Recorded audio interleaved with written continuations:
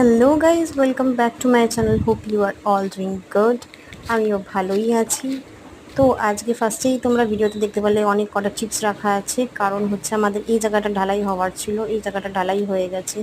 Plus ওই রুমটা যেটা দেখতে পাচ্ছ সেই রুমটা আমার বিয়ের জন্য এক্সট্রা করে তৈরি হয়েছে। যদি তোমরা আমার আগের ভিডিও দেখে থাকো তাহলে তোমরা জানবে যে কীভাবে কী প্রসেসে তৈরি হলো।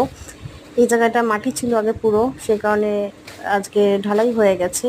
এতগুলো ব্যাগ রাখার কারণ হচ্ছে প্রচুর পরিমাণে বৃষ্টি হচ্ছে, তাই কারণে এটাতে অসুবিধা না হয় তাই রাখা হয়েছে। এইখানটায় মেঝেটা করা হয়েছে, আজকে আমি ঢুকতে পারবো না, তাহলে বাজে হয়ে যাবে জিনিসটা। আর এই হচ্ছে পুরো কিচেন, এই জায়গাটা পুরো।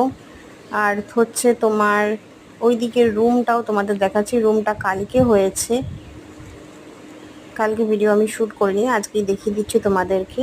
রুমে প্লাস্টার, রুমের সমস্ত কিছু রেডি হয়ে গেছে।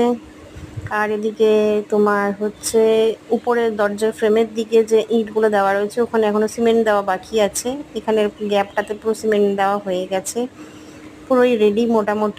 মোটামুটি সমস্ত কাজ রেডি, শুধু বাথরুমে টাইলস ফাইলস লাগানোগুলো বাকি আছে। তোমাদেরকে দেখাচ্ছি টাইলসগুলো যেগুলো এসছে।